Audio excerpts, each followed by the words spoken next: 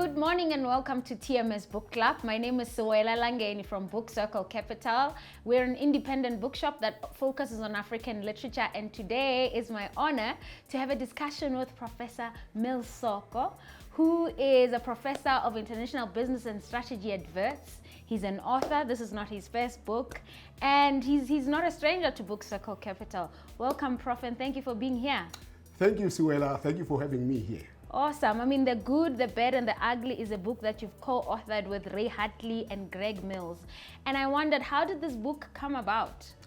It came about as a result of a series of discussions that took place amongst several high-profile political and business leaders who are concerned about the future of South Africa. Our country is at a watershed moment. It's facing a serious choices to make, and we have an important national election, coming. And the leaders were concerned about the need for us to extract ourselves of the current political and economic stagnation, to look at specific choices that we can make as a country in terms of taking this country forward, and the decisions that are required to make those choices.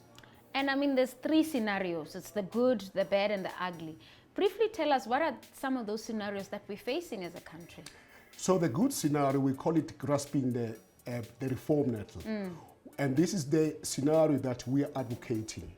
We hope that we'll have a government in future that should be a coalition government, moving away from the current system where one party dominates the political system, to a system where power is shared.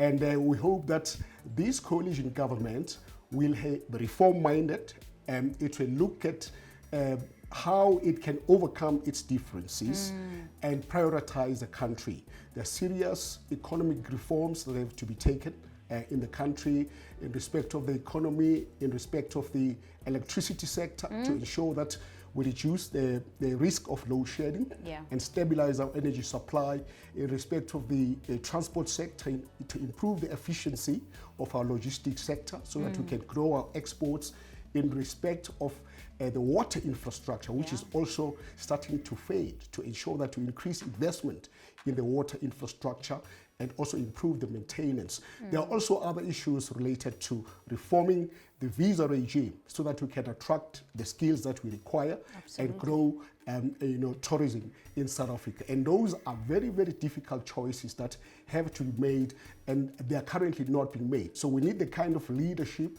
and governance that will set differences aside and focus on prioritizing this country. And the second scenario is what we call the ugly scenario, where we embrace populist policies as a country, which might lead to the flight of capital, which might lead to the collapse of the currency, in the same way things happened in Venezuela and Zimbabwe. And the third one, which is the ugly scenario, the second one is the best scenario. The ugly one is where we are as a country currently. So we're muddling through, we're limping along, decisions are not being made. It's an insidious scenario which eventually will lead to the collapse of the country. So those are the three important scenarios that we sketch in the book. And I mean, as an ordinary citizen watching and listening to us right now and thinking, what power do they have, to influence those decisions? And a lot of the stuff you're talking about is stuff that we've known about and that we've had in the news all the time. And I'm wondering, what power do citizens have? What decisions can they make come 2024 elections that could contribute to changing this? Maybe there we see a good scenario. We are a constitutional democracy with regular elections. And the power of citizens in this country lies with their ability to vote and to make the right choices. They can see for themselves where the country is, the crisis that it faces, who is responsible for it. They need to make choices that will put this country forward. And as somebody that's probably now we're thinking, okay, there's a book. What are some of the things that you're doing right now to make sure that this book goes far and wide and this discourse around the book is received?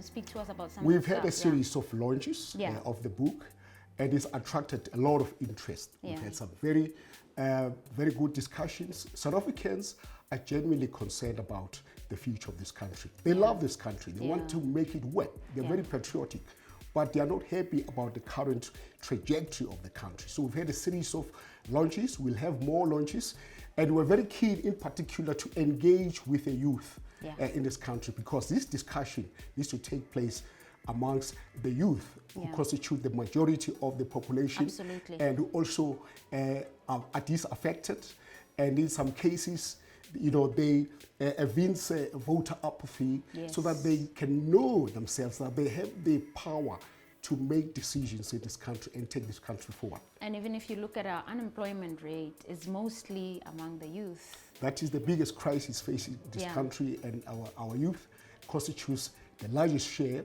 of our population, over 60% of the population, and they are most disaffected, high unemployment, high alienation, and this is a powder keg waiting to blow up. Absolutely. But in light of this, does the book give us some hope that the country can turn from this poly crisis? This book is about hope. Leadership is about giving hope. And we are faced with a crisis, but this country has also very strong possibilities. And so there's a lot that is going for this country. What this country lacks is the political leadership and governance, you know, to make the right decisions to take this country forward. That is what is lacking. But the policies, the resources, and the people are there. And if these decisions can be made, we can really push this country forward. You've had it here on the TMS Book Club, and as a voter watching, you have the power to make decisions that can turn this country around.